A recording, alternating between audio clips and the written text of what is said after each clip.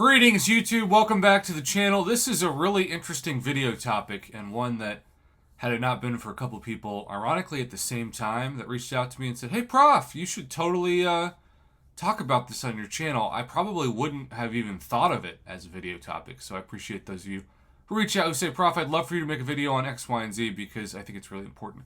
And one of the things that I like to talk about on this channel is hope. Even though hope is a dangerous thing, it's why we play this game. We have hope that we're going to get lucky in crystals. We have hope that maybe, just maybe, we're going to actually have fun in the new side quest or event quest or, whatever. And so, in this case, and I am waiting, I believe that Battlegrounds is always tough, but the toughest part of Battlegrounds, historically speaking, is the first couple weeks, because the cream rises to the top, especially when you've got extra motivation for better rewards like this month. And so you're going to be going up against a lot of not only really good rosters, but just really good players. And so you might find that maybe in your first 5 Battlegrounds matches, you'll win 1 of them or 2 of them. And that's frustrating and that's stressful. And I've got to say, the more that time has gone on, the more I am starting to feel the same about Battlegrounds like I did with Alliance War, where it's just stressful and it's very frustrating and it's very, it's the opposite of fun. It's not relaxing at all. And I know there are players that say exactly it's how it should be. I love it. But I'm not ever going to be one of those players. I'm never going to be one of those players that just gets excited to sweat it out in Battlegrounds. Call me a noob, say you got to get good, whatever. I just can't, I can't do it, YouTube. I can't do it. But with all the, and I guess I should bring that up too, with all the hype surrounding the Kabam store, and specifically the Tier 2 Primordial Dust Bundle, where we now know that if you spend 320 American dollars every month by buying this twice a month, and that's minimum. There are places with taxes and fees, and obviously if you're in a country that's not the United States, like Canada or Australia or India, etc., you're going to be spending way more than $40 of your own currency when the conversion rate is there. But we know that if all things are equal, if a rank 5 6-star is going up against a rank 5 Ascended 6-star, the Ascension has an advantage.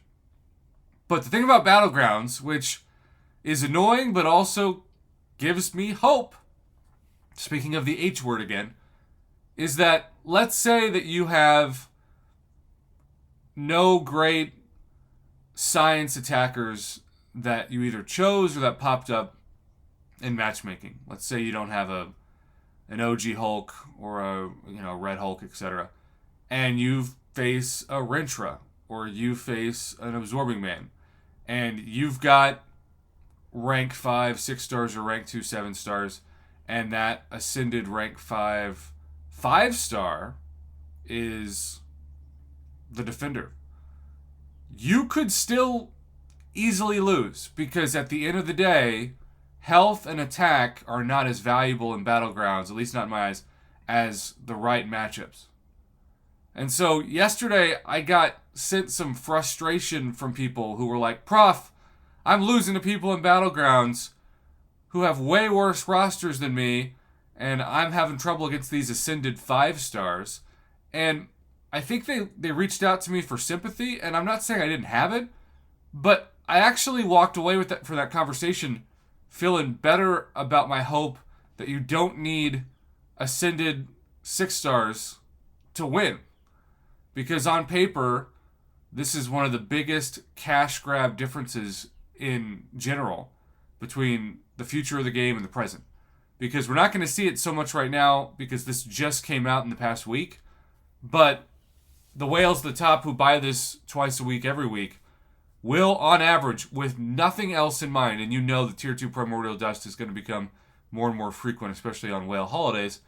But they're going to get an Ascended 6-star a month. And so by this time next year, assuming the game's still around and this is still around, they will have 12, at minimum, 12 more Ascended 6-stars. So you're going to be facing eventually Battlegrounds rosters with all Ascended 6-stars. That is wild.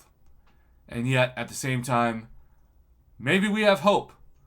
Because the ascension of 5 stars, and I wanted to end this video intentionally by going to my 5 stars, of which I think I've ascended 3.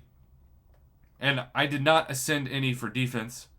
I actually only ascended them for offense. And you can see Quake and Hercules are ascended. Magic is ascended. I know a lot of people have ascended like Weapon X and other annoying defenders. Here's the thing. Getting a 6-star is still really hard to do. But getting a 5-star is guaranteed from early access bundles and is actually pretty possible when it comes to the arena and rank rewards. And so, if Ascended 5-stars are going to be that annoying defender, like Kindred, for example, which might be my next hope, although when I look at my own Ascension, I don't have any Tier 1 Primordial Dust. It's going to be well before that. I hate Kindred's probably going to be my next Ascended 5-star, just because I could try him out on defense and see what happens. I hate fighting it. Hate it so much. So, that is an interesting topic. And one that I wanted to take on. So thank you to those of you that encouraged me to make this video. To everybody else, have a great rest of your Thursday.